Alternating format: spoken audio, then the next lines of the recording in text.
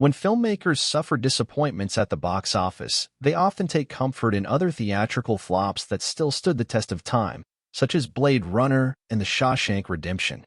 Edgar Wright's Scott Pilgrim vs. the World now has the surprisingly good fortune of being one of those examples. In the summer of 2010, despite significant buzz and rapturous responses from sneak previews at San Diego Comic-Con, the inventive and engaging action comedy based on Brian Lee O'Malley's graphic novels opened to just $10.6 million en route to a disheartening $49.20 million, but even before the end of that calendar year. Wright could sense that a cult audience had already developed through specialty screenings and the rare DVD press tour for a box office failure. He then felt that word of mouth grow even more over the years, and it soon proved itself in tangible form as merchandise and additional home releases kept getting made. 5 years ago, Marc Platt Productions contacted Wright to see if he'd like to continue the franchise in some way, shape, or form, but he quickly shot down any talk of a live-action sequel. In 2018, Jared Luboff from Marc Platt Productions called me and said, "So, is there anything more to be done with Scott Pilgrim?" Wright tells The Hollywood Reporter. And I think I finished his sentence and said, "That isn't an expensive live-action sequel." And I said, "People keep asking if the rest of the books are going to be adapted, so why not do an anime of the books?" However, much to Wright's surprise, O'Malley wasn't too keen on just adapting his previous works. Instead, he got together with his friend and eventual co-showrunner, Ben David Grabinski, to crack the story that is now known as Scott Pilgrim Takes Off.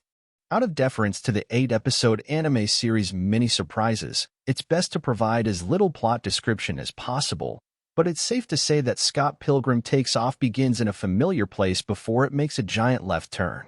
The key to doing a continuation of something or any kind of franchise film is to give people what they need, not what they want. And the problem with a lot of franchises is when they give people what they want, but the public doesn't actually want that, Wright says. So that's when fan service starts to go wrong. I've resisted it myself when people wanted to expand or sequelize things that we've done, especially with the Cornetto films. Besides being one of the most celebrated filmmakers of his generation, Wright is beloved by his peers and is often asked to either host Q&As with other filmmakers or provide notes on early cuts of their films. In the latter category, Wright has long been a part of Christopher McQuarrie's inner circle whenever initial feedback is needed on his Tom Cruise-led films, such as Mission: Impossible Fallout, Top Gun, Maverick, and most recently, Mission: Impossible Dead Reckoning. "I'm very grateful that they sometimes include me in that process," Wright says. "I think I watched Dead Reckoning's assemble edit with no score on it, and even though it was a full hour longer than what was released, at 2 hours and 43 minutes, I have to say that it was never less than very entertaining. So then it's more a case of, okay, what do you want to do?" Below, during a recent conversation with THR, Wright also discusses the Scott Pilgrim cast email thread that's remained active since 2010 and how painless it was to get the original cast to reprise their roles for Takes Off. Well, if it isn't Edgar wrong. Writer's note: if you've yet to watch Scott Pilgrim Takes Off and want to preserve the experience, Edgar's first 2 answers reference a joke and small character without much context. Laughs. What's funny about that is Brian Lee O'Malley texted me and pitched, "Edgar left." And I said, it should be Edgar wrong.